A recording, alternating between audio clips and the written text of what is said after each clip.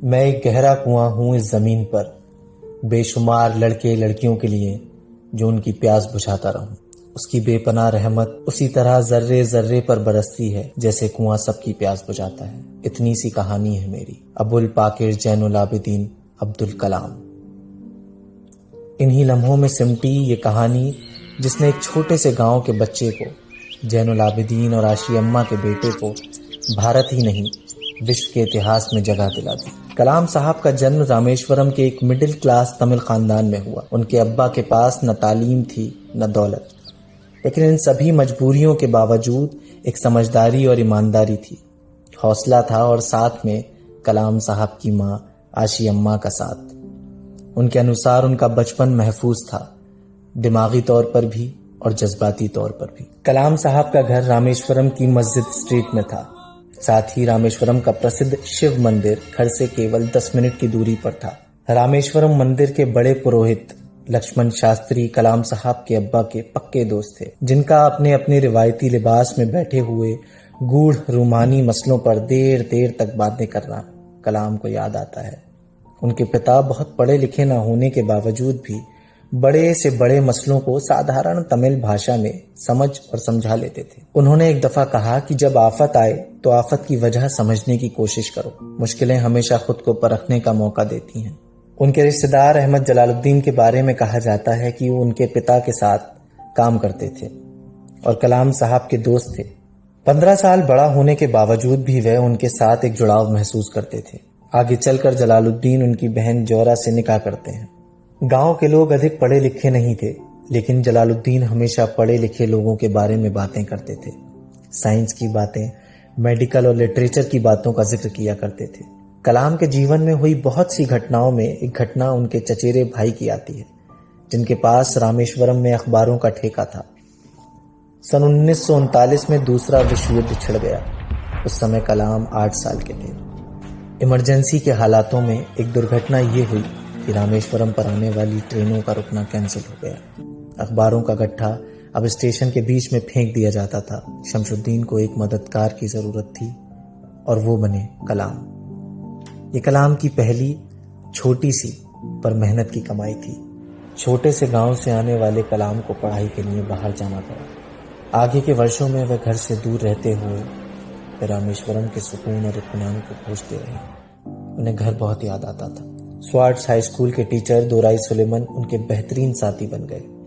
उनका रिश्ता उस्ताद और शागिर्द या गुरु शिष्य से कहीं आगे निकल गया था। सुलेमान कहा करते थे, जिंदगी में कामयाब होने और नतीजे पाने के लिए 3 चीजों पर काबू पाना बहुत जरूरी है, ख्वाहिश, यकीन और उम्मीद। वे कहते थे कि इससे पहले मैं चाहूं कुछ हो जाए तो पहले मेरे अंदर उसकी पूरी शिद्दत से ख्वाहिश हो और यकीन हो कि वह होगा। कलाम साहब की अपनी जिंदगी में देखें तो ये बात उनके लिए मिसाल बनी। वह लिखते हैं कि कैसे परिंदों की परवाज उन्हें हमेशा हैरान करती थी, उत्साहित करती थी। समुंदर में परिंदों को ऊंची उड़ान लगाते देखकर उनका उड़ने का जी चाहता था। उन्हें यकीन था कि एक दिन वह परिंदों की तरह उड़ान लगाकर बुलंदियों पर पहुंचेंगे। कलाम साहब ने साइंस में ग्रेजुएशन किया, पर उन्हें बहुत बाद में समझ आया कि फिजिक्स उनका विषय नहीं था। वह जो बनना चाहते थे उसके लिए उन्हें टेक्नोलॉजी पढ़ने की जरूरत थी। किसी तरह MIT यानी Madras engineering and technology college में उनका दाखिला तो हुआ, लेकिन वहां पढ़ना बहुत महंगा था। अब्बा के पास इतने पैसे नहीं थे और ऐसे में उनकी बहन जोहरा ने अपने सोने के कड़े और चेन बेचकर कलाम साहब की फीस का इंतजाम किया था।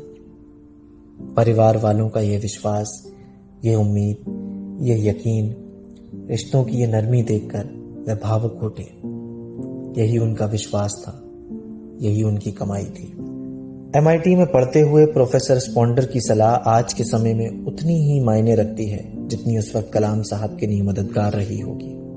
उन्होंने कहा था कि मुस्तकबिल का फैसला करने से पहले मुस्तकबिल की मुमकिनात के बारे में नहीं सोचना चाहिए, बल्कि सोचना चाहिए एक अच्छी बुनियाद के लिए और अपने रुझान और इश्तियाक के बारे में कि उसमें कितनी शिद्दत है, एप्टीट्यूड और इंस्पिरेशन में कितनी इंटेंसिटी है। HAL में ग्रेजुएशन के बाद जिंदगी ने कलाम को 2 मौके दिए। एक मौका था एयरफोर्स ज्वाइन करने का और दूसरा मिनिस्ट्री ऑफ डिफेंस। एयरफोर्स में चयन न होने का दुख, उसकी मायूसी, अफसोस और नाउम्मीदी उन्हें ऋषिकेश ले गई।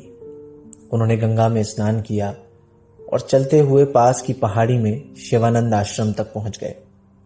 वहां से उन्हें उम्मीद मिली कि सूरज फिर लौटेगा, बाहर फिर से आएगी।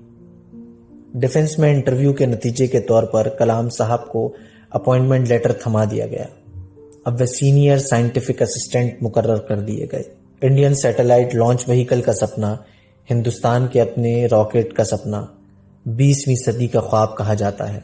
हिंदुस्तान में जहां कुछ लोगों को 2 वक्त की रोटी नसीब नहीं होती थी, वहां स्पेस की उड़ानों के बारे में सोचना विवाद का विषय बन गया था। इसके बावजूद प्रधानमंत्री और प्रोफेसर साराभाई ने इस सपने को महत्व समझा, भारत के वैश्विक स्थान की बात की और आखिर में इसे कामयाब किया।